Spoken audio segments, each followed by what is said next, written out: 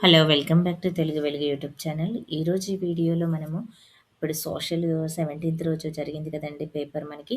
ఈ social paper నుంచి ఎలాంటి బిట్స్ వచ్చాయి అనేదైతే చూద్దాము. మీరు నెక్స్ట్ రేపు 18థ్ రోజు రాసే వాళ్ళకి ఈ పేపర్ అనేది మీకు యూజ్‌ఫుల్ అవుతుంది. అందుకనే ఈ పేపర్ అయితే మీ ముందుకైతే తీసుకురావడం అయితే జరుగుతుంది. దీంట్లో social, Telugu plus English, methodology ఇంకా సైకాలజీకి సంబంధించినవి ఎలాంటి బిట్స్ వచ్చాయి అనేది వీడియోలో అయితే చూద్దామండి. ఫస్ట్ టైం మా ఛానల్ చూస్తున్నట్లయితే సబ్స్క్రైబ్ అయితే చేసుకోండి. పక్కనే ఉన్న బెల్ ఐకాన్ ఆన్ చేసి పెట్టుకుంటే నేను పెట్టే ప్రతి వీడియో మీకు నోటిఫికేషన్ రూపంలో అయితే వస్తుంది. ఛానల్‌లో జాయిన్ అవ్వండి. ప్లస్ మీకు వీడియో నచ్చితే ఖచ్చితంగా లైక్ చేయండి. చాలామంది చూస్తున్నారు కానీ లైక్ అయితే చేయట్లేదండి. మీకు యూజ్‌ఫుల్ అయ్యే కంటెంట్ టెట్, డీఎస్సీకి సంబంధించినవి తీసుకురావడం అయితే జరుగుతుంది కాబట్టి మీరు లైక్ చేస్తే మేము మోటివేషన్ తోటి ఇంకా మంచి వీడియోస్ మీ ముందుకు తీసుకొస్తాము. నేను ఆల్రెడీ 10థ్, 11థ్, 12థ్, 13థ్ వరకు జరిగిన పేపర్స్ అన్నీ అయితే ఛానల్‌లో పెట్టాను. ఆ ప్రీవియస్ పేపర్స్ కూడా మీరు ఒకసారి అయితే చెక్ చేయండి. ఎలాంటి బిట్స్ వచ్చాయి అనేది. ఎందుకంటే మీకు ఎగ్జామినరు ఈ మోడల్‌లోనే ఎక్కువగా ఇస్తున్నారు. మనకి ప్రీవియస్‌గా ఇప్పటి వరకు మనకి 5 డేస్ జరిగాయి గదా! ఈ 5 డేస్ జరిగిన పేపర్స్ 7 డేస్ జరిగాయి గదండీ!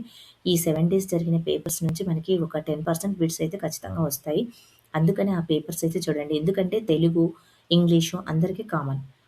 కాబట్టి ఆ తెలుగు, ఇంగ్లీషు, సైకాలజీ అందరికి కామన్ కాబట్టి ఆ బిట్సే రిపీట్ అవుతున్నాయి. అందుకని ఆ పేపర్స్ ఇవి కూడా మీరు చూడండి ఒకసారి. మీకు చూస్తే మీకు తెలుస్తుంది. ఇక మనకి ఈరోజు సోషల్‌లో ఏ బిట్స్ వచ్చాయనేది చూడండి. ఇక నేను ఛానల్‌లో ప్రీవియస్ పేపర్స్ టెట్‌వన్నీ పెట్టానండి. అవన్నీ ప్రాక్టీస్ చేయండి. దాంట్ నుంచి మనకి ఒక 50% బిట్స్ అయితే వస్తున్నాయి. సైకాలజీ సెపరేట్ పెట్టాను. ఇంగ్లీషు, తెలుగు పెట్టాను. సోషల్ గూడా పెట్టాను. సోషల్ గూడా చాలామంది చూడలేదు. కొంతమందే చూసారు. అవి ప్రాక్టీస్ చేయండి. ఆ మోడల్‌లోనే మనకి బిట్స్ అయితే వస్తున్నాయి. అందుకని అవి ఒకసారి ప్రాక్టీస్ అయితే చేయండి. మీరు రేపు చేయబోయే వాళ్ళు అంటే మీ రివిజన్ అయిపోయిన తర్వాత ఈ ప్రాక్టీస్ చేయండి. ఒకసారి చేస్తే మీకు ఎగ్జామినర్ ఏ విధంగా అడుగుతున్నారనేది తెలుస్తుంది. ఇక్కడ చూడండి మనకి హిమాలయ పర్వతాలు ఏ శిలలతో ఏర్పడ్డాయి అనేదైతే ఈరోజు రావడం. ఇక్కడ గ్రానైట్ శిలలతోటే ఏర్పడ్డాయి. ఇక్కడ జలియన్ వాలాబాగ్ సంఘటన జరిగిన సంవత్సరం ఎప్పుడు అని అయితే అడిగారు.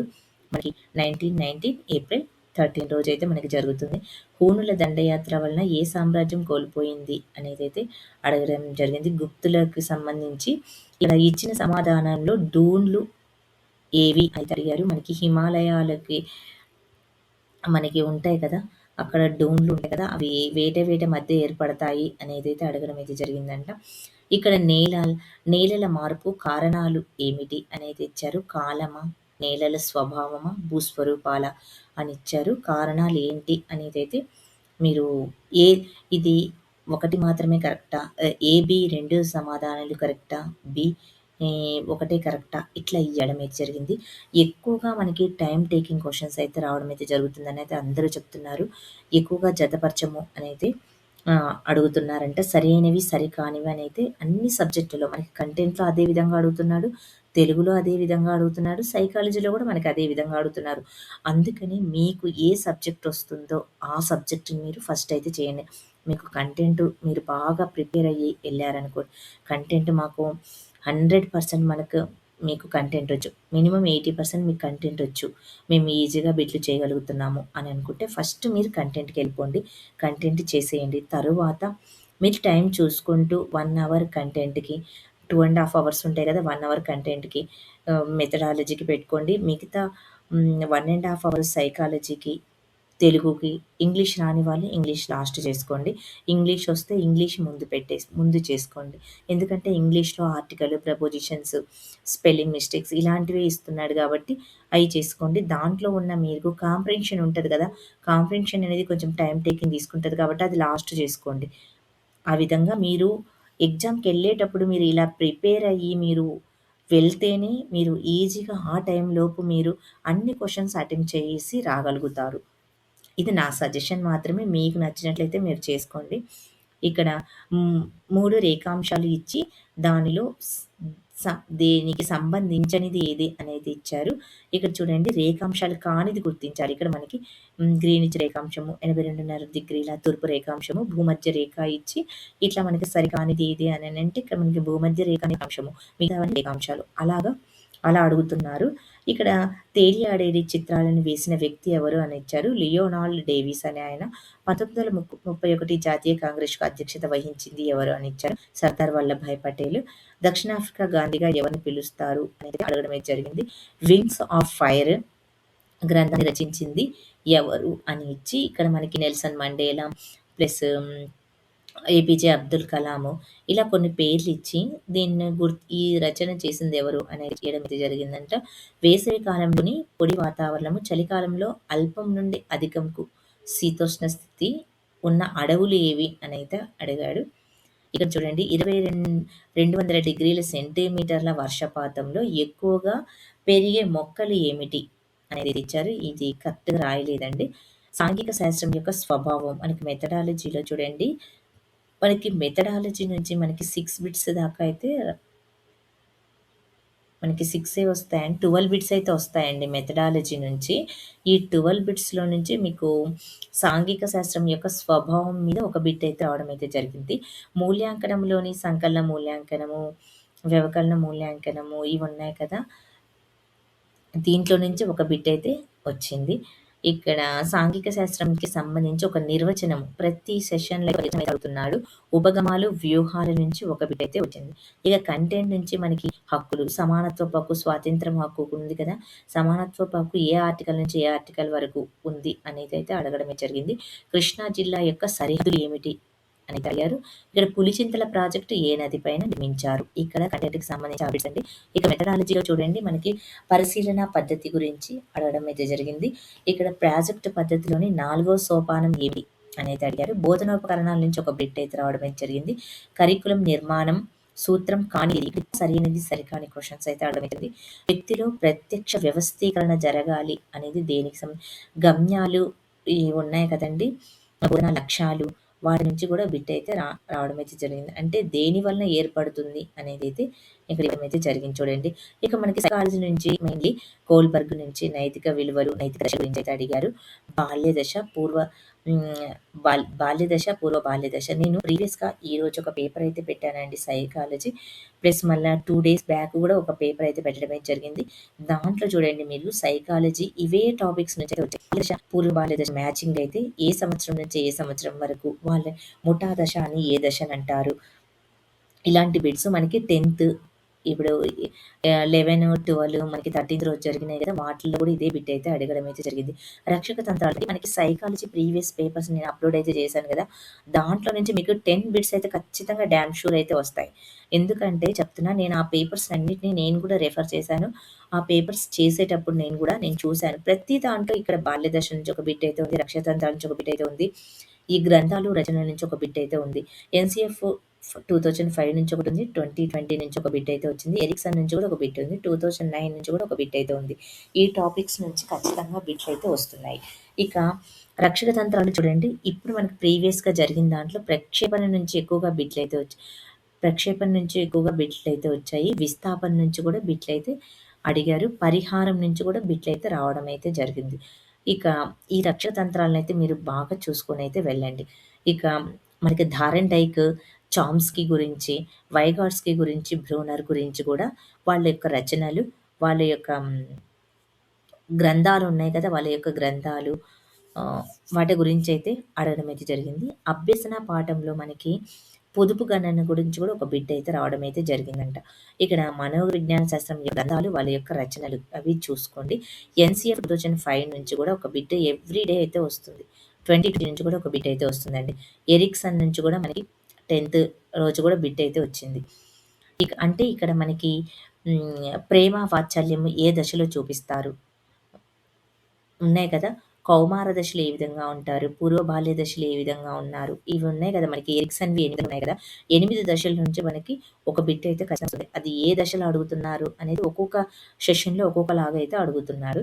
ఆర్‌టీఏ 2008 ఇప్పటి నుంచి అమల్లోనికి వచ్చింది అని అయితే అడిగారు. మనకి 2010 ఏప్రిల్ 1 నుంచి మనకి అమల్లోనికి వచ్చింది కదా! ఆర్‌టీఈ 2009 చట్టము. దీంట్లో నుంచి ప్రీవియస్‌గా మనకి సెషన్‌లు అడిగారు.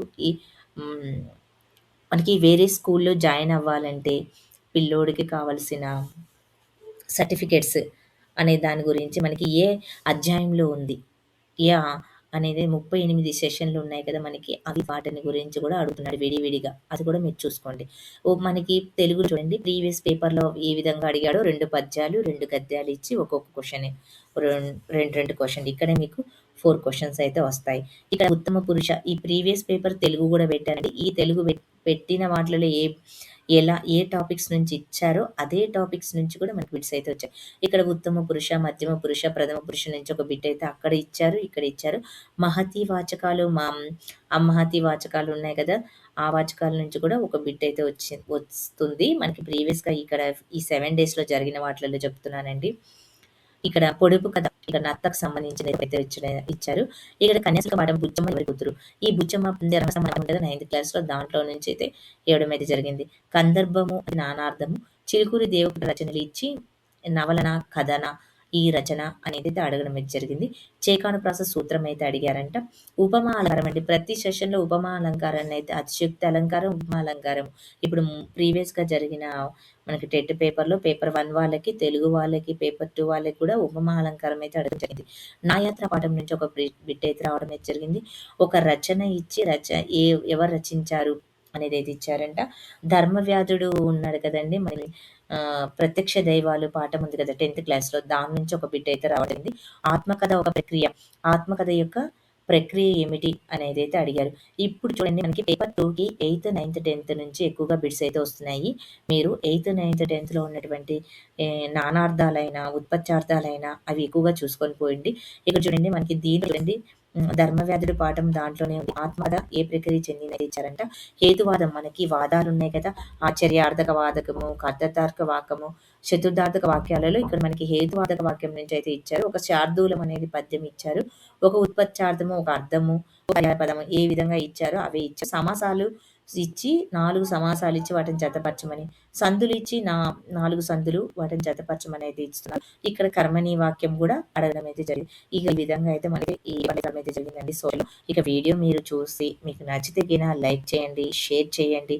మీరు సోషల్ కంటెంట్‌లో ఎక్కువగా ఏవైతే చదవాలనుకుంటున్నారని నేను నాకు తెలిసినంత వరకు నేనేం చెప్తానంటే మీరు సివిక్స్ చదవండి ఫస్ట్, తర్వాత హిస్టరీ చదవండి, తర్వాత జాగ్రఫీ చదువుకొని వెళ్ళండి. ఎకనామిక్స్ నుంచి మనకి 5, 6 బిట్స్ దాకా వస్తాయి. ఈ 3 సబ్జెక్టుల నుంచే మీకు ఎక్కువగా బిట్స్ అయితే వస్తున్నాయని చెప్పడం అయితే జరిగింది. ఈ 3 సబ్జెక్టుల నుంచే ఎక్కువగా ఇస్తారు. ఎందుకంటే పాలిటీ ప్లస్ మీకు హిస్టరీ కొంచెం ఈజీగానే ఉంటాయి. హిస్టరీలో కూడా మీరు ఎలా అంటే విజయనగర సామ్రాజ్యం ఉంది. ఏ ఏ ఉన్న రాజులు, ఇక్కడ వంశాలు కూడా ఉన్నాయి కదా మనకి, తులో వంశం, సాలో వంశము. ఏ వంశంలో ఏ రాజు ఉన్నాడు, మనకి విదేశీ వర్తకులు వస్తారు కదా, ఆ వర్తకులు ఏ రాజు కాలంలో మనకి శ్రీకృష్ణదేవరాయల కాలంలో డొమింగో ఫేజ్ అయితే వస్తాడు కదా, వచ్చిన వారు ఎవరు దర్శించారు అనేది అయితే అడుగుతారు. శ్రీకృష్ణదేవరాయలు కట్టించిన దేవాలయాలు అడుగుతారు. ప్లస్ వాళ్ళు ముద్రించిన నాణ్యాలు, గుప్తులు, మనకి వెండి నాణ్యాలు ఎవరు ముద్రించారు, శాతవాహనుల గురించి అడగనేమో, ప్లస్ ఇక్షాకుల గురించి, వీటి గురించి అయితే ఎక్కువగా అడుగుతారు. మీరైతే అవి చూసుకొని వెళ్ళండి. రెడ్డి రాజుల గురించి ఇట్లా మీకు హిస్టరీలో మెయిన్ ఆ టాపిక్స్, ప్లస్ దీంట్లోనేమో లోక్సభ, రాజ్యసభ గురించి, హక్కుల గురించి, సుప్రీంకోర్టు, హైకోర్టు గురించి, వాళ్ళ యొక్క విధుల గురించి, వాళ్ళు సుప్రీంకోర్టుకి ఉన్న ప్రధాన న్యాయమూర్తి యొక్క వయసు ఎంత ఉండాలి, హైకోర్టు ప్రధాన న్యాయమూర్తి యొక్క వయసు ఎంత ఉండాలి, పదవీ విరమణ ఎన్ని సంవత్సరాలకి చేస్తారు, ఇలాగా మీరు క్వశ్చన్స్ అలా మెయిన్ టాపిక్స్ అయితే చూసుకొని వెళ్ళండి. ఎక్కువగా వాటి నుంచి అయితే వస్తున్నాయంట బిట్స్, అవైతే చూసుకొని వెళ్ళండి. హక్కుల గురించి ఆదేశ సూత్రాలు ఏ ఆర్టికల్లో ప్రవేశపెట్టారు, ఇక్కడ మనకి ప్రాథమిక విధులు, ఇవన్నీ ఏ రాజ్యాంగం నుంచి తీసుకోవడం అయింది, ఏ దేశం నుంచి మనము ప్రాథమిక హక్కులను తీసుకున్నాము, ప్రాథమిక విధులని ఎక్కడి నుంచి తీసుకున్నాము, ఇలాంటివన్నీ అయితే మీరు చూసుకోండి. సెష్యూరీ అంటే ఏమిటి, కోవరెంటో ఇవి ఉన్నాయి కదా మనకి, రిట్ నుంచి కూడా బిట్స్ అయితే వస్తాయి. అవి కూడా చూసుకొని వెళ్ళండి. ఇలాగా మీరు ప్రతి టాపిక్ నుంచి అయితే చూసుకోవాల్సి అయితే ఉంటుంది. ఇవి కొంచెం మీకు మెయిన్ తెలుసు కాబట్టి ఆల్రెడీ టెట్ రాసి, డిఎస్సి రాసిన వాళ్ళకి కొంచెం ఈజీగానే ఉంటాయి. టైం టేకింగ్ తీసుకుంటుంది కాబట్టి మీరు టైం చూసుకుంటూ తొందరగా ఫాస్ట్‌గా క్వెషన్స్ అయితే చేయండి. రాని క్వెషన్స్‌ని మీరు వదిలేయండి. దాని దగ్గరే ఇదా, అదా అని కన్‌ఫ్యూజ్‌లో అక్కడే ఉండి ఆ క్వెషన్ దగ్గర స్ట్రక్ అయిపోకుండా అది రాకపోతే వదిలేసి నెక్స్ట్ క్వెషన్‌కెళ్ళి వచ్చినయి చేసుకుంటూ వెళ్ళండి. రానివి మళ్ళీ లాస్ట్ చేయండి. ఇది నా సజెషన్. థ్యాంక్ యూ అండి. మళ్ళీ నెక్స్ట్ వీడియోలో కలుసుకుందాము. మళ్ళీ నెక్స్ట్ రేపు వీడియో మళ్ళీ క్వెషన్స్ వస్తే అప్‌లోడ్ అయితే చేస్తాను. Thank you.